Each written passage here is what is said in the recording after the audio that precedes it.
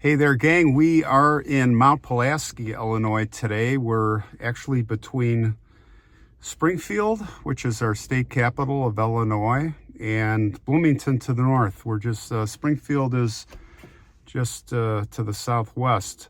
But we are way down here to find the grave of a brother and sister. The story we're going to tell you today, the story I got to thank Tracy Duran again. She's come up with a couple of good stories for us before of this crazy, it's one of these murder stories that's completely forgotten and you couldn't make it up. I mean, wait to hear this. Just the story is just so dumb and weird. This guy named Warren Lincoln.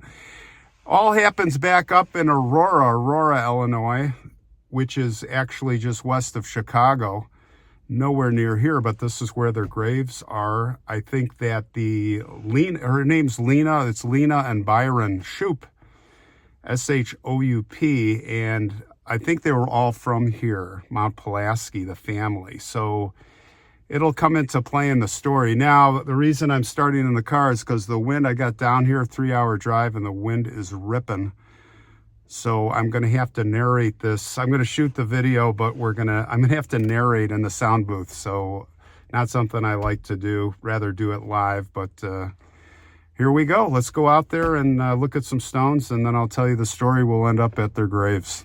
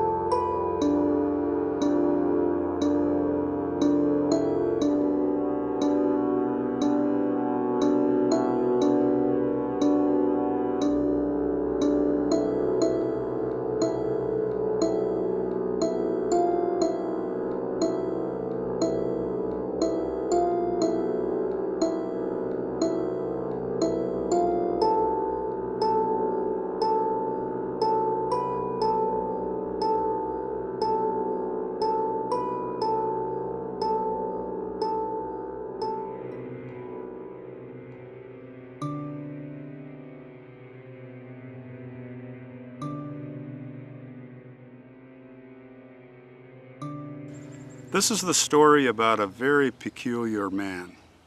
His name was Warren Lincoln. Strange looking guy, bulging eyes, large nose, and a bald head. Kind of looked like a hawk. But Warren Lincoln was generally a nice guy, an affable, likable man. It was 1912 when he married a woman named Lina Shoup. She was quite the opposite of Warren Lincoln. She was always down, she seemed depressed, and she was very critical of people, especially Warren. But still, everything was going okay, the marriage was fine, and Warren was pursuing a career in law. But Lina was constantly bringing him down. She never had a nice thing to say about him. She moaned, she criticized, she badgered him.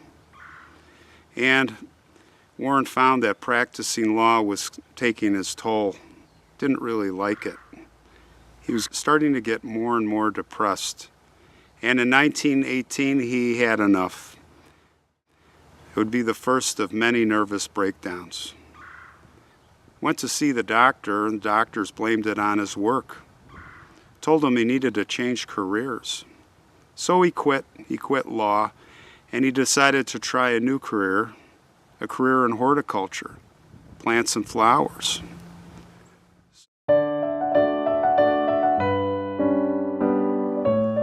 So he would grow plants in a nursery. How did he get to the nursery? Well, he'd buy 20 acres of land there for his plantings. He'd build a home there on his property. And there he would build a greenhouse. And there he thrived. He loved it. He could be by himself. He could get away from Lina. Well, almost. She would still find him. She'd harp on him. She would berate him.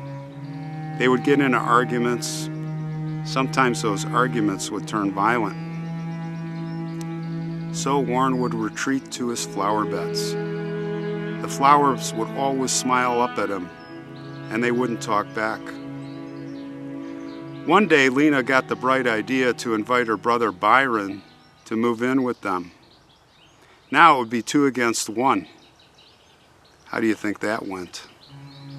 Of course, things got much worse for Warren. He actually thought Byron was trying to poison him. It happened 3 times. Warren would complain to his brother Edward, and Edward was starting to get concerned for him. Then one day, Lina and her brother Byron just disappeared.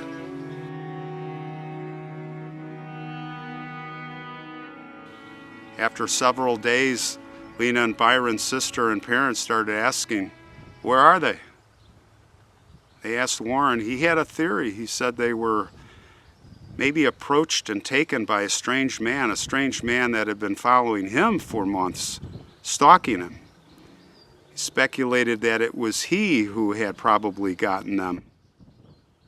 He went on to say that the man was probably coming for him next. Lina and Byron's family called the police, but nothing came of it. Nothing came of a missing persons report. But everyone stayed on edge. There was a kidnapper on the loose and supposedly still stalking. Warren and his brother, who lived next door, set up a system where Warren would light a candle at night to let him know that he was okay. And it was the night of April 29th. The candle was not on. Edward, of course, rushed over, and there he found the window propped open with a piece of wood, and there was blood all over the sill. Inside there were papers spread all over the floor. No Warren. Police were called. They came to investigate. Warren was certainly taken by the kidnapper, everybody thought. There inside they found a club and a huge pool of blood in the greenhouse. They found some of Warren's papers blowing down the road. They followed it, and there was Warren's bloody pajamas at the cistern. And there was also a woman's glove laying there. Was it Lina's?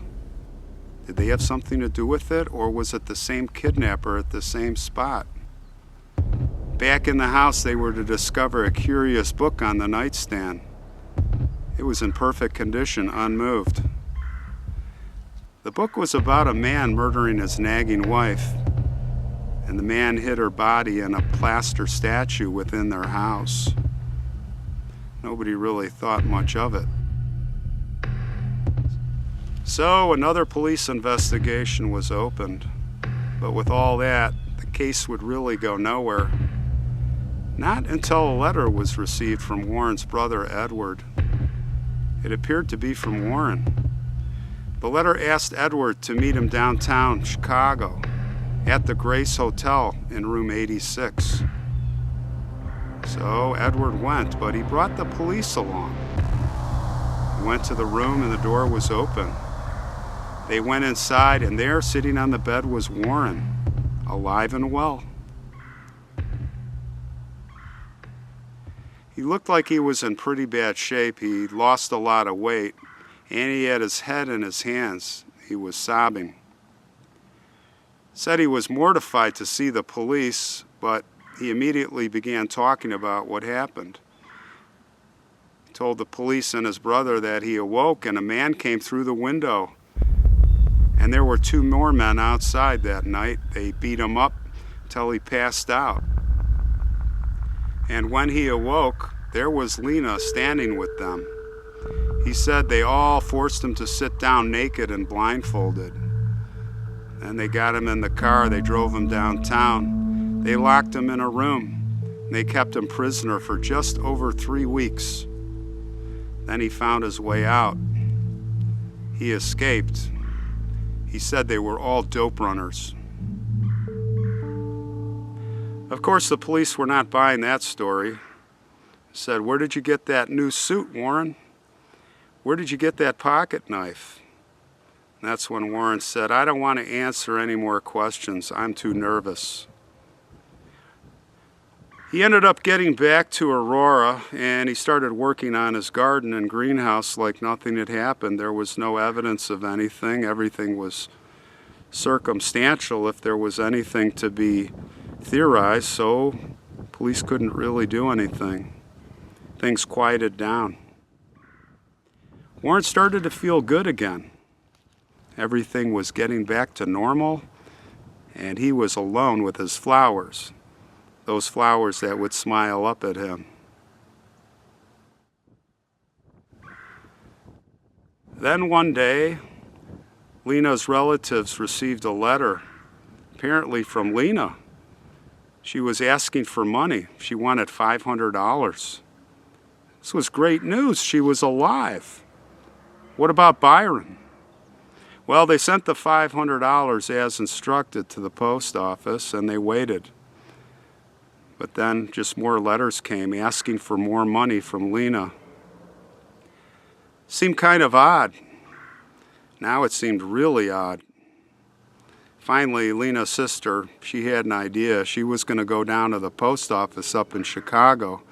She was going to see why Lina was doing this instead of calling on them, coming home.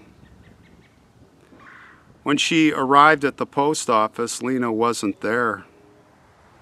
But there was Warren. When he saw Lina's sister, he immediately ran off. Well, the police had enough of the games now. They moved in to arrest Warren. It was January 13th, 1924. How did they find him? Well, he was trying to apply for a job as a calendar salesman. Funny, a calendar salesman. Yes, they had that in those days. Well, they got him in the room, they put him under the lights, and he immediately started squirming and sweating. They were nice to him. They pretended they were his friend, and finally he broke down and said, "Well, boys, I want to make a clean slate of it. The night it happened, I noticed I was the only one served cocoa. I was suspicious. I refused to drink it. Lina and Byron, they weren't happy, and Byron flew into a rage. So Lina grabbed a shotgun and she shot him 3 times, her own brother. Well, I grabbed the gun away from her and I hit her on the head with a fire poker. I killed her. They were both dead. I didn't know what to do. I panicked. So I cut up their bodies. I put their pieces in my furnace and I burned them. I put chicken blood on the windowsill. I faked my own death to escape this horrible experience." Of course, the story was ridiculous. The police detectives, they'd sit in the jail cell with Warren day after day to hear his different confession stories. 5 different confessions. Warren looked up at the detective and finally said, "All right, you've been such a good fellow. I'll tell you the truth. They're buried at the city dump on Lake Street."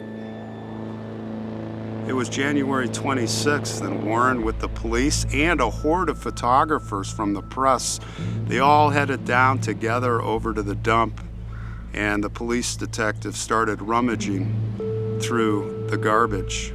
In fact, the newspaper reporters were helping out too while they were snapping pictures. My, how things were different back then. Finally, Warren pointed to a pile where he said they dumped their ashes, and that's where the detective started digging deep. And eventually, he found 2 rectangular crates. Each one was about 2 feet long and weighed about 150 pounds. Well, they busted open the crates right there, and inside each one was a solid concrete block. That's when Warren fainted. Well, they pulled him up and they got him back to consciousness. The photographers were flashing away. They were taking pictures, and they all got together and hauled those concrete blocks back to City Hall. There at City Hall, they called up a man named Jacob Johansson, He was brought in from the water department to break these blocks apart. Still didn't know what the riddle was. So Jake came down, he had this massive sledgehammer, and he bore down on that first concrete block. It split open right down the middle, and there was immediately a terrible odor, an odor that filled the room. Jacob didn't waste any more time, and he slammed down on the second block. He smashed that open, and there everybody could clearly see the decaying blackened heads, the skulls of Byron and Lina. Well, it was then that Warren confessed that he did not only shoot them, but he decapitated them, and he put their heads in the concrete. He said he carefully fitted them to make into a filler support for his porch floor, and there they would sit for weeks. But having them there was a constant reminder and made him feel guilty, so he finally decided to toss them in the dump. Of course, Warren was immediately charged with murder, and the trial would commence shortly thereafter. If you think about it, if Warren wasn't so greedy and tried to extort the money from Lina and Byron's family, he probably would have gotten away with this, but no. Of course, once he got lawyers, he recanted his confession. He said he didn't kill anybody. They were backpedaling hard. But then his attorneys decided to have Warren admit to guilt, somewhat of a plea bargain attempt, and they begged the court for mercy against execution. It worked. Warren received a life sentence, and on February 25th, 1925, he would begin serving his sentence at Joliet Prison as prisoner number 9632. And that is where he would live out the remainder of his days. He was working the flower beds there. You know, the flowers don't talk back. They just smile at you.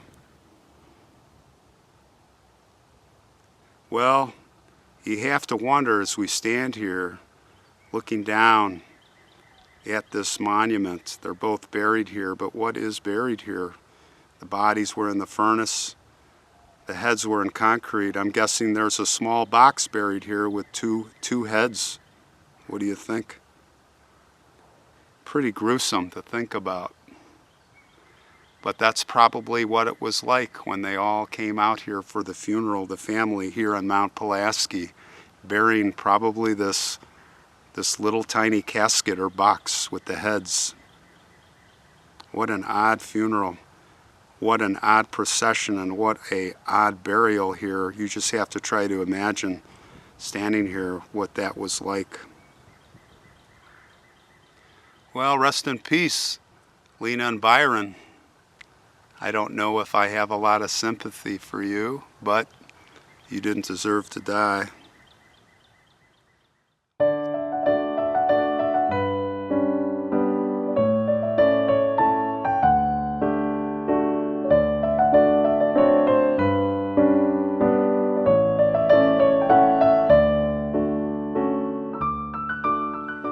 What is the lesson? Well, the lesson is the flowers don't talk back.